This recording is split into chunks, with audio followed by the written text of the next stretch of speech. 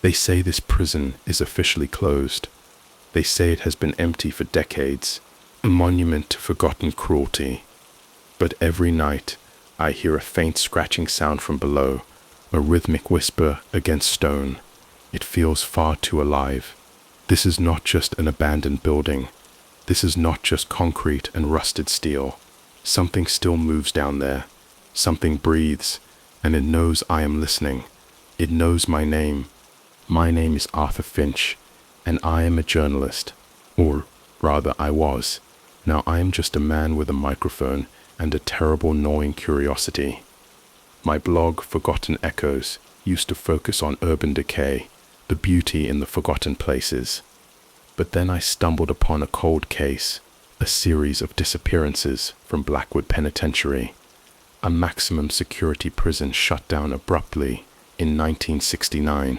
The official story was a riot, a fire, and a convenient rehousing of inmates. The whispers, however, told a different tale, a tale of something that was not meant to be contained, something that still hungers within those cold, dark cells, something that demands a price. This is not just about unsolved crimes anymore. This is about something far older, something far more sinister, something that blurs the line between human depravity and an ancient malevolent force. What started as a true crime investigation has bled into something else entirely, something supernatural, something that chills me to the bone, even as I speak these words. The rational world I once knew is now a flimsy veil. Behind it lurks a truth that can shatter a soul. I came here seeking a story. What I found was a predator, an unseen entity that twisted reality. If you are watching, subscribe and hit the bell. Tell me what time it is where you are, and from what city you are watching. Because what you are about to hear, it might just change how you look at shadows. It might change how you look at silence. It might change how you look at yourself. The air in the old prison tasted of rust and forgotten lives. My flashlight cut a narrow beam through the inky blackness. It danced over peeling paint and rusted bars. Blackwood Penitentiary, a name whispered with dread in the few hushed conversations I had managed to pry from old-timers in the nearby desolate town of Havenwood. They called it the Moor, a place where the land itself seemed to hold its breath. I called it my next big story, the biggest story of my life perhaps, if I survived to tell it. My initial research was all about the numbers. 47 inmates vanished in 1969, not transferred, not escaped, but simply gone, their names erased from the ledgers. No bodies, no traces, just empty cells and a hastily written closed indefinitely sign on the front gate. The official report blamed a catastrophic fire, but the scorch marks were minimal, mostly confined to the administration block. The cell blocks themselves, particularly the underground level 3, remained eerily untouched by flame. It was the vanishing act that drew me in, the impossible absence, the chilling efficiency of their disappearance defied any logical explanation. I had bribed a former maintenance worker, a skeletal man named Silas. His eyes darted like trapped birds. He gave me a set of old keys and a rough map. He had warned me, his voice a raspy whisper. Some places ain't meant to be disturbed, son. Some things are best left buried, down deep.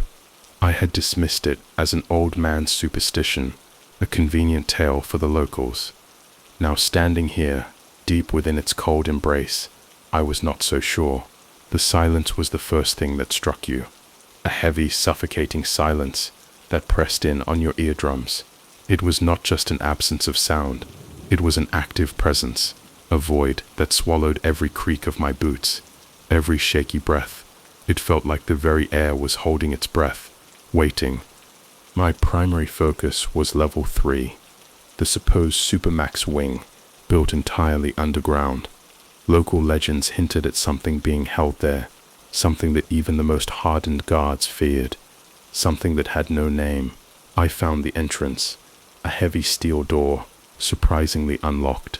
A chill, colder than the stagnant air, wafted from within.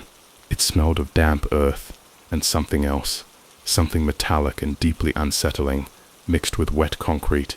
The beam of my flashlight revealed a long, dark corridor. It sloped downwards. This was it.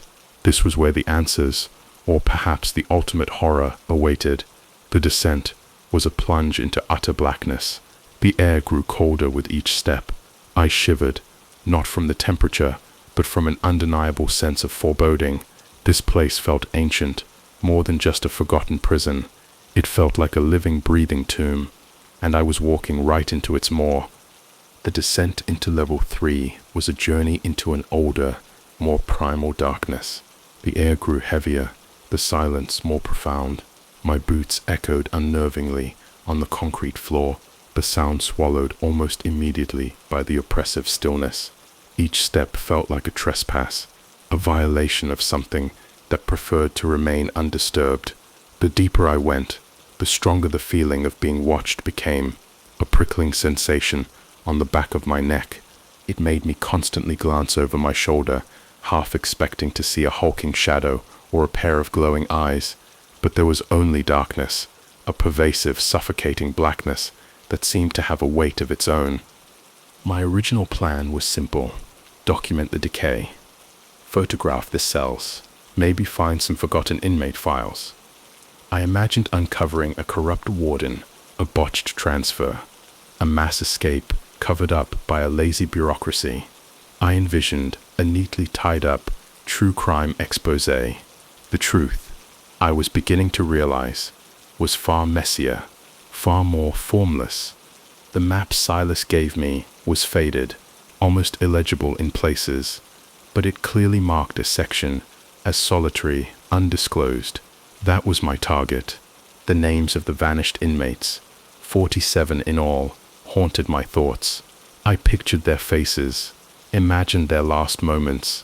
This was a place where life simply ceased to be, where people simply ceased to be. As I moved deeper, I started noticing things, not just the dust and the grime, but subtle anomalies, scratches on the reinforced cell doors, deep gouges that looked like they were made by something impossibly strong, something with claws, not human hands. They were ragged, uneven, as if carved in a frenzy of terror. The walls, too, bore faint markings, indecipherable symbols etched into the concrete, almost too faint to see without direct light. They were not graffiti, they were deliberate, ritualistic. A shiver traced its way down my spine. The air grew colder, clinging to my skin. It was a cold that felt unnatural, like the chill of a grave. The faint metallic scent intensified, mingling with the damp earth and something else, something cloying and acrid. Then I heard it, a faint, almost imperceptible whisper carried on, a current of cold air. It was not a word, not exactly, more like a sibilant hiss, a breath drawn in through gritted teeth. It seemed to come from everywhere and nowhere, echoing off the stone walls, playing tricks with my ears. I spun around, flashlight beam cutting through the darkness, but there was nothing, just the endless rows of empty cells, each one a gaping maw, each one a potential crypt. The whispers faded, leaving me alone with the drumming of my own heart. This was not just an abandoned prison. It was a tomb that still held a secret, and that secret was beginning to reveal itself. It felt as if the very stones were whispering stories of forgotten horrors, just for me. The whispers, though fleeting, had rattled me. I needed to ground myself, to find something tangible. The former maintenance worker, Silas, had mentioned a collection of Warden's personal effects stored in a forgotten office on the ground floor. Perhaps there I would find some official records, something to explain the strange markings or the missing inmates. The thought of a detailed logbook, however fantastical, felt like a lifeline in this unsettling place.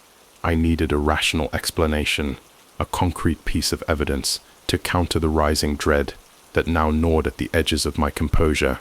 My hands were clammy, despite the prison's chill. The office was a dusty time capsule, papers scattered across a desk, a broken teacup, a half-eaten sandwich turned to petrified rock. The air was stale, thick with the scent of decaying paper and old wood. Amidst the detritus, I found a stack of bound ledgers, marked inmate transfers, classified. My heart hammered. This was it. This was the proof. But as I flipped through the brittle pages, the transfers stopped abruptly in 1969. No explanation, just a blank space after the last recorded name. My hope dwindled. The official narrative was a brick wall, silent and unyielding. The lack of information felt almost deliberate, a void designed to swallow all questions and all men. Then, tucked beneath the ledgers, I found a small, leather-bound diary, not official, no markings, just E. Thorne scrawled on the front in faded ink. Ezra Thorne, the warden of Blackwood Penitentiary in its final year of operation. This was a private record, perhaps an unfiltered account of what truly happened, a desperate confession to a paper confidante. I fumbled open the clasp, the leather creaking in protest, a sound like an old man sighing. The first entry was mundane, complaints about budget cuts, unruly inmates. But as I flipped further, the tone shifted. October 12, 1969. Another one. Jackson. Vanished from level 3. No signs of struggle, no forced entry. Just gone, as if he was never there at all. My breath hitched. This was not a cover-up. It was a mystery, even to the warden. He documented his growing fear, his desperate attempts to understand. He spoke of unsettling presences, of whispers that are not human. He wrote of a recurring nightmare, a face pressed against the bars. Not an inmate's face, but something impossibly ancient, filled with a primal hunger, a hunger that felt like a living thing reaching out from the page. The entries became frantic, almost illegible, culminating in a final chilling statement. It demands a price, a constant offering, and we are running out of volunteers. God help us all. The last page was ripped out, leaving only a ragged edge. The air in the office grew cold, despite the stillness. My earlier sense of being watched intensified. This prison was not just abandoned, it was actively haunted, and its secrets were far darker than I had ever imagined. The warden's diary had changed everything. My investigation was no longer about a cold case. It was about confronting something inexplicable. The mention of offerings and demands sent a shiver of dread down my spine, a shiver that intensified with every passing moment in this oppressive place. I knew I had to return to level 3, to those strange markings I had seen on the cell walls, to see if they held any answers. The rational part of my brain screamed at me to leave, to run, but the journalist in me, the one compelled by impossible stories, urged me onward. The desire for truth, however horrifying, outweighed the instinct for self-preservation, a fatal flaw perhaps. The descent this time felt heavier, as if the air itself resisted my presence. Each step was a struggle, as if wading through unseen currents. The whispers were no longer fleeting.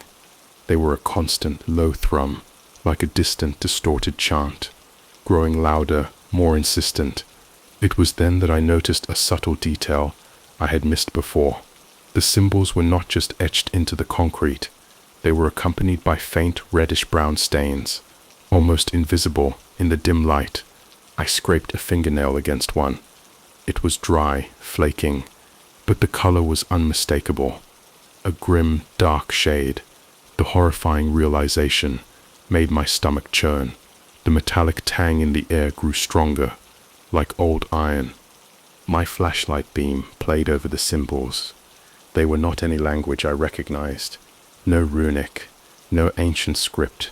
They were crude, primal, like drawings made by a terrified hand, scrawled in desperation. But there was a pattern to them, a horrifying symmetry. They reminded me of something, a fleeting memory from a forgotten book, a sense of a forgotten lore, something whispered on the edges of history. I pulled out my phone, a weak signal flickering, I searched for ancient protective symbols or primal warding signs. Nothing matched perfectly, but the overall feeling, the intention behind them, was clear. These were attempts to contain something, to keep something in. The air grew heavier, thick with an unseen presence, a chilling pressure against my skin that felt like fingers tracing my spine. As I moved deeper into the solitary confinement section, the markings intensified, covering entire walls in a desperate plea for protection. They layered upon each other, a chaotic tapestry of fear and defiance. One cell, at the very end of the corridor, was different. Its door was bent inward, warped and twisted as if by immense force. The bars were splayed, not cut, but torn, and on the wall opposite the ruined door, etched larger and deeper than the others, was a single stark symbol. It was a circle, bisected by a jagged line, with 3 smaller circles arranged symmetrically around its perimeter. A sense of profound dread washed over me. This was not just a symbol, it was a signature. This was where it lived, or perhaps where it was supposed to live. The whispers grew louder, coalescing into a low guttural growl that reverberated through the stone, vibrating deep within my bones. I was not just seeing the past, I was standing in its terrifying presence, and it was waiting for me. The ruined cell, with its twisted bars and the ominous symbol, was a chilling testament to raw, unrestrained power. The warden's diary hinted at offerings, and the grim, dark stains on the walls solidified a terrifying theory. This was a place of ritual, not just punishment. I needed to understand who or what was the subject of these rituals. The thought of a prisoner so dangerous, so inhuman, that it required such desperate measures, made my blood run cold. My heart pounded, a frantic drum in the suffocating silence, each beat echoing the name I had foolishly broadcast. I retraced my steps, searching the other solitary cells, desperate for any clue. Most were empty, save for a thin layer of dust. The air in them was stale, stagnant, holding the ghosts of countless desperate breaths. But in one tucked beneath a rusted cot, I found something else. A small crude journal, its pages made from torn-out book leaves, bound with twine. The writing was cramped, almost illegible, but it was undoubtedly an inmate's hand. This was not Warden Thorne's perspective. This was a victim's. I felt a surge of grim determination. This journal might hold the key, a desperate, final testament. August 4, 1969. They took another one. Old Man Hemlock said he was too noisy, but I saw their faces, not just the guards, the other one, always watching from the shadows, always hungry. The journal entries chronicled a descent into madness, a terrifying first-hand account of the prison's true purpose. The inmate, a man named Thomas, described a figure, a shadow man, that would emerge from the deepest part of level 3, demanding a prisoner, not chosen for violence, but seemingly at random. Thomas wrote of the guards' terrified compliance, their attempts to placate the entity. He spoke of the symbol, claiming it was etched by a special prisoner, one who possessed an ancient knowledge, a way to briefly contain the shadow man. The details were vague, chilling. They hinted at a desperate unspoken pact, a deal with the devil. September 23, 1969. They put him in the cell at the end. The quiet one. He draws the marks. He whispers to the shadows. He says it's the only way to keep the hunger at bay. But he looks so tired, so broken. His eyes are hollow. This was the revelation. Not a single monster, but two. One, a terrifying, insatiable entity, and another, a quiet one, perhaps a shaman or a sorcerer, forced into a horrific pact to contain it. The warden's cryptic notes, the vanishing inmates, the ritualistic markings, it all began to coalesce into a horrific picture. Thomas's final entry was a single desperate scroll. It found him. It knew his name. Now worden to gobrior the role doomed, words find a betot many warp it's wiser, the halts the toe arch round. It knew his name. Now there's no one left to draw the lines. We are all doomed. The journal ended there, abruptly. My hand trembled as I closed it. The whispers around me intensified, growing into a low, mournful wail, a sound of profound despair that seemed to rise from the very stone. The Shadow Man was free, and I was trapped within its hunting ground. The knowledge that the Shadow Man was uncontained, and that its captor was gone, was a chilling realization. The silence of the prison no longer felt empty. It felt like a predator holding its breath, stalking me through the desolate corridors. I needed more. The inmate's journal mentioned the Quiet One, knew the entity's name. Perhaps there was a record, an interrogation, something that might reveal it. I remembered an old, dust-covered tape recorder I had seen in the warden's office. A long shot, but I was desperate. Every rational instinct screamed at me to flee, but the morbid curiosity of the journalist kept me tethered to this place, drawn by the irresistible pull of the unknown. I hurried back to the warden's office, the shadows seeming to stretch and writhe around me, morphing into grotesque shapes that mocked my sanity. The old recorder was there, a relic of a bygone era. Its dusty plastic felt cold under my trembling fingers. To my surprise, a cassette tape was still inside, labeled in Thorne's shaky handwriting, "Interview, subject, 7:34, the Quiet One." My hands were shaking as I pressed play, the click of the button echoing unnaturally loudly in the silent room. A hiss of static, then the low, gravelly voice of Warden Thorne. "Subject 734. State your name for the record." A long pause. The only sound was the faint hum of the ancient tape recorder. Then a voice, soft and resonant, almost melodic, despite the poor recording quality. It was a voice that seemed to carry the weight of centuries. "They call me Kalen, but that is not my true name. My true name you would not understand. It is not for human tongues." Thorne's voice, edged with a desperate fear, pressed on. He was clearly a man pushed to the brink. "These disappearances, the markings, what is it? What do you know? Tell me, Kalen." His voice cracked with a desperate urgency. Another pause. Then Kalen's voice, a chilling calmness in its tone, as if he had accepted his fate long ago. "It is ancient. It dwells in the spaces between things. It feeds on fear, on despair, on the very essence of your being. It was here long before your prison. Your walls merely disturbed its slumber, awakened its hunger." My breath hitched. This was it. The truth, finally. Thorne continued, his voice rising in panic, barely controlled terror. "But the names. Why the names? Why does it take them? What does it do with them?" Kalen's response was a whisper, barely audible above the static, a sound that seemed to crawl under my skin. "It is a binding, a payment. For every name it consumes, it gains strength. It binds itself to this place, to those who remember, to those who speak its victims' names. And once it knows your name, it owns you, completely." The tape crackled, a sudden, sharp, tearing sound. Then Kalen's voice, no longer calm, but filled with an agonizing terror, a raw scream of utter despair.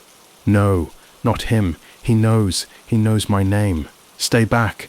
A guttural roar, not human, ripped through the recording, a sound that resonated deep in my bones, followed by a horrifying scream that was abruptly cut short. Then, only static. The tape ended. The silence that followed was more deafening than any scream.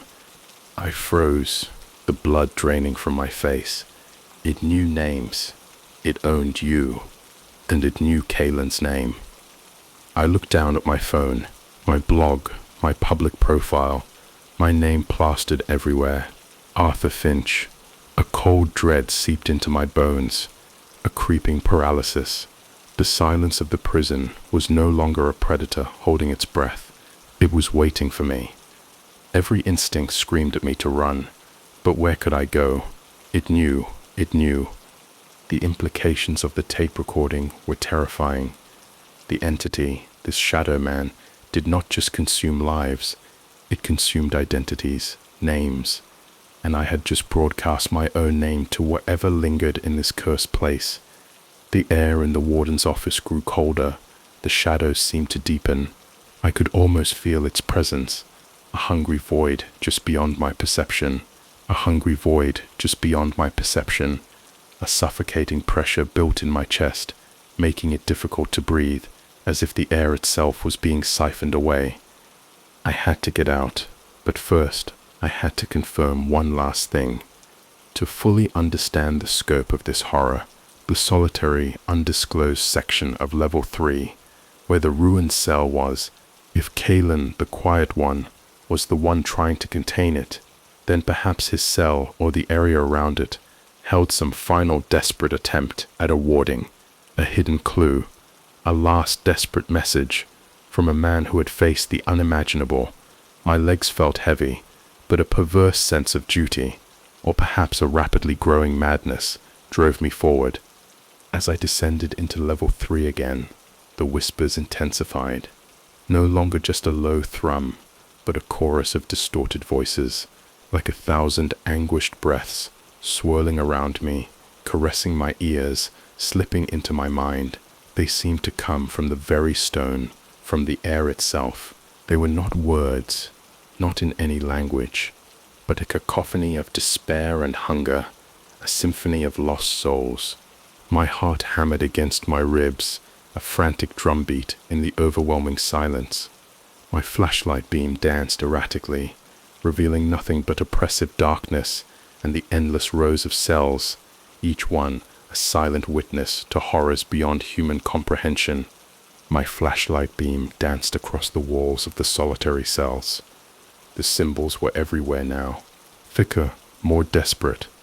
Some were smeared, as if the etching hand had been interrupted by sudden violent movement.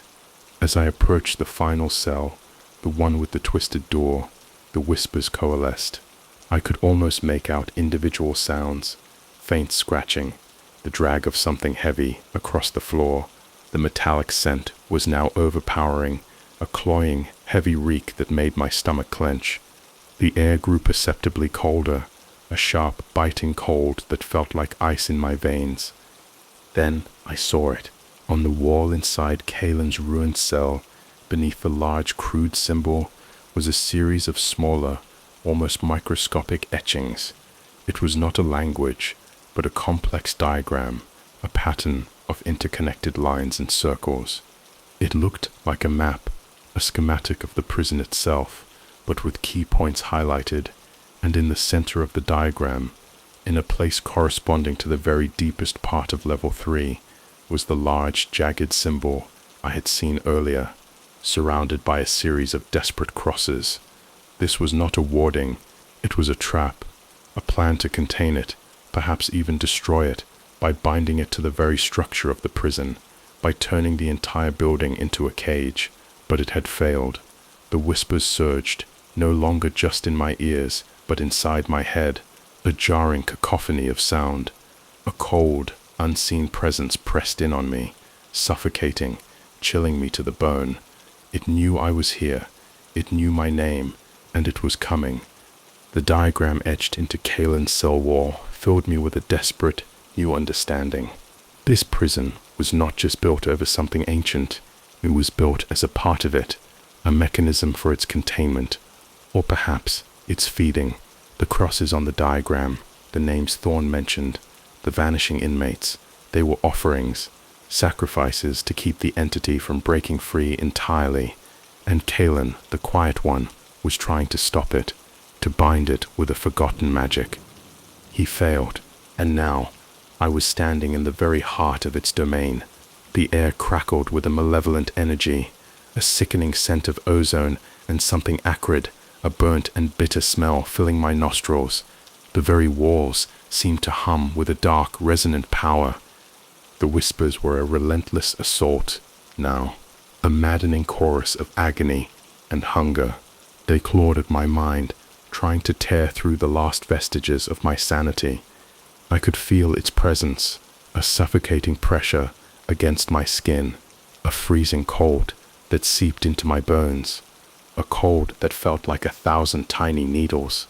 My head throbbed, a relentless ache behind my eyes. I was losing my grip on reality. the lines between what was real and what was perceived blurring.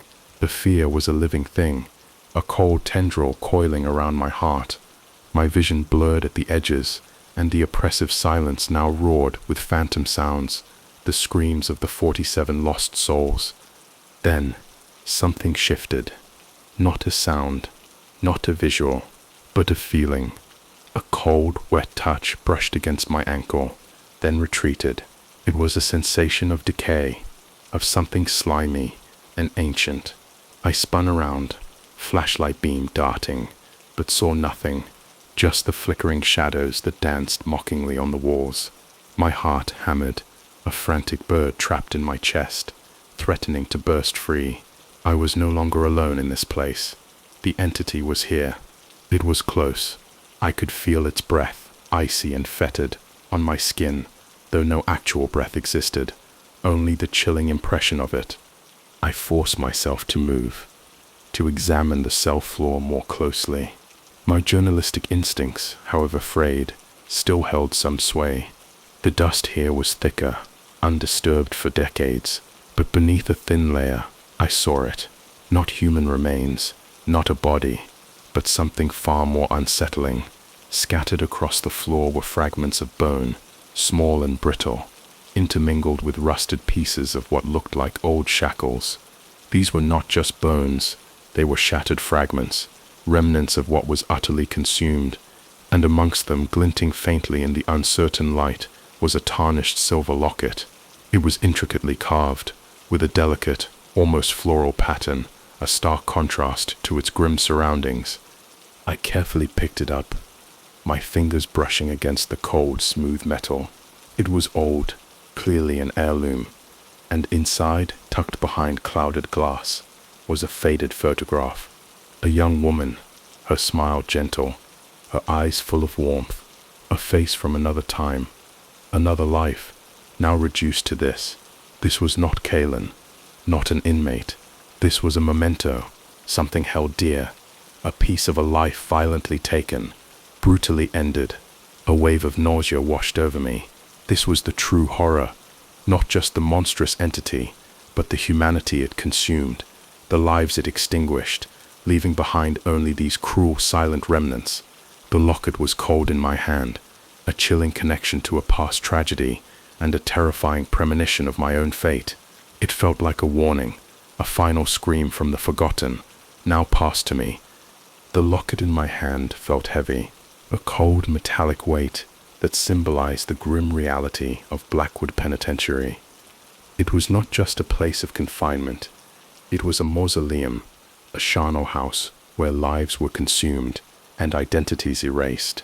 The locket, perhaps a final thought of a victim, solidified the personal cost of this entity's existence. My journalistic curiosity had led me down a path of unspeakable horror, and I was now standing in its path. The air grew thick, pressing in on me from all sides, suffocating, stealing the very oxygen from my lungs. The whispers were a relentless assault. Now, a maddening chorus of agony and hunger. They clawed at my mind, trying to tear through the last vestiges of my sanity, threatening to drive me to my knees. I could feel its presence, a suffocating pressure against my skin, a freezing cold that seeped into my bones, a cold that felt like 1,000 tiny needles, piercing my flesh, chilling me to the core. My head throbbed, a relentless ache behind my eyes, as if my skull were about to split open. I was losing my grip on reality, the lines between what was real and what was perceived blurring, twisting into a grotesque tapestry of fear. The fear was a living thing, a cold tendril coiling around my heart. My vision swam, distorted by unseen forces. The walls seemed to breathe, the very stone vibrating with a malevolent energy, a low guttural hum that vibrated deep within my chest. I stumbled back, my flashlight beam wildly swinging, painting chaotic arcs of light and shadow on the walls. The walls of the cell seemed to undulate, the shadows stretching and contracting as if breathing. The symbols etched into the stone pulsed with a faint, malevolent light, almost too subtle to notice, but undeniably there, like veins of pure darkness glowing with internal fire. They were not just a containment, but a constant reminder, a testament to the struggle that had taken place within these very walls. A battle lost. The scent of decay, metallic and sickly sweet, filled my nostrils, making me gag, bile rising in my throat. Then I saw it, not a full manifestation, not yet, but a distortion in the air, a shimmering outline, like heat rising from pavement, coalescing into a vague humanoid shape at the far end of the corridor. It was tall, impossibly thin, its form indistinct, like a shadow cast by no light, a void in the very fabric of reality. It did not move, not in the traditional sense. It simply shifted, gliding closer with an unnatural fluid motion that defied the laws of physics. It seemed to absorb the faint light, creating a pocket of absolute darkness around itself, drawing all illumination into its hungry form. A guttural growl, deeper and more resonant than anything I had heard on the tape, emanated from its form. It was not a sound made by vocal cords, but a vibration that resonated directly in my chest, a physical blow, and then a single clear word, spoken in a voice that was both ancient and utterly devoid of emotion, a voice that was simultaneously everywhere and nowhere, filling the entire cavernous space. Mine. The word echoed through the corridor, shattering the fragile remnants of my sanity. This was not just a ghost, it was something far older, far more powerful, something that knew my name and wanted it. The final, terrifying truth had revealed itself, and I was its next offering. The word mine hung in the air, a death sentence whispered by an ancient predator. The shadowy form at the end of the corridor was closer now, its presence a cold, crushing weight. My mind screamed at me to run, but my legs felt rooted to the spot, paralyzed by an unholy terror that had consumed every ounce of my will. The whispers intensified, a cacophony of tormented voices, each one vying for attention, each one calling my name. Arthur, Arthur, Arthur, Arthur. The sheer volume of their despair threatened to burst my eardrums, their phantom hands seemingly pulling at my clothes. I gripped the locket in my hand, its cold metal, a small anchor in the storm of terror, a desperate plea for something real. This was it. This was the final confrontation. The entity, this shadow man, was not just a threat to the living, it was a consumer of souls, of identities, and I, in my arrogance, had offered it my own, a foolish sacrifice. The air crackled with a malevolent energy, a sickening scent of ozone, and something acrid, a burnt and bitter smell, filling my nostrils, a smell that brought tears to my eyes. The darkness around the entity seemed to deepen, swallowing the faint light, turning the corridor into a tunnel of despair. The shadowy form surged forward, not running, but flowing, like black smoke, given malevolent purpose, expanding, reaching, enveloping.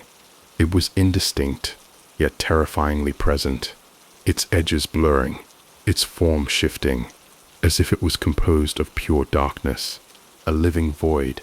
I could feel its hunger, a primal, insatiable void that threatened to consume everything I was. My breath hitched in my throat, a desperate gasp that caught nothing but cold, stale air. This was not a physical attack. This was an assault on my very being, my sanity, my will. It was reaching into my mind, probing, tearing, seeking my name, my memories, everything that made me me. Just as it reached me, its form looming, obscuring the faint light from my flashlight, a blinding flash erupted from the wall, not from my light, from the stone itself. The large jagged symbol Kalen had etched, the one surrounded by the crosses, pulsed with a searing white light, a beacon of defiance in the utter darkness, a desperate final warding, a last gasp of ancient magic. The entity shrieked, a sound of pure agony and rage, a sound that could freeze the very air, and recoiled, its form flickering, momentarily dispelling the suffocating darkness, revealing the briefest glimpse of vague, twisted forms within it. The light was fading, a last flicker of resistance. This was my chance. I turned and ran, my legs finally obeying, burning with a sudden, desperate energy. My lungs burned, each breath a searing pain. I did not look back. The whispers chased me, a maddening chorus of my name, growing fainter but never truly vanishing, a lingering curse. I scrambled through the dark corridors, desperate, blind with fear, navigating by instinct alone. The metallic scent, the cold whispers, they still clung to me, a promise of what lingered behind, a shadow tethered to my very soul. I burst through the main entrance, gasping for air, collapsing onto the overgrown concrete. The cool night air, a shocking contrast to the frigid dread within. I had come seeking answers, and I had found something far more terrifying, a truth that demanded a price, and that price was nearly paid. I do not know how I escaped the Blackwood penitentiary. The details are hazy, blurred by fear and an overwhelming sense of unreality. One moment I was running through those dark corridors, the whispers hot on my heels. The next I was scrambling out of the main entrance, gasping for air under a cold, indifferent moon. My mind, once sharp and focused, now feels like a fractured pane of glass. I see shadows where there are none, hear whispers in the wind. The silence, once a comfort, is now a constant torment, reminding me of the crushing void I left behind, the consuming presence that claimed so many. The locket, I still have it. It is a constant reminder, a cold weight in my pocket of the lives lost, the identities consumed. I never published the story. How could I? How could I put into words something that defies all logic, all reason? How do you explain an entity that feeds on names, that binds itself to a place through despair? They would call me mad. Maybe I am. My sleep is fitful, plagued by dreams of stone walls and disembodied voices, of a cold that seeps into my very bones. The scent of ozone and decay lingers, a phantom reminder, a constant companion. Blackwood Penitentiary stands empty, officially, but I know better. The whispers still echo in my dreams, and I feel a chill when I hear my name spoken aloud. It is still there, waiting, patiently, and sometimes, late at night, I hear a faint scratching from the deepest parts of my mind, a rhythmic whisper against the stone that feels far too alive. It knows me, it remembers my name, and I, Arthur Finch, remember its hunger. The story is not over, not really. It never truly is. When you brush against something so ancient, so malevolent, it just waits. And sometimes, I wonder if the next time I hear my name, it will not just be a whisper in the dark, but a demand, and if I will have the strength to resist. If you have heard this story, share it. Drop your thoughts in the comments below, and subscribe to Forgotten Echoes, because some echoes, they never truly fade.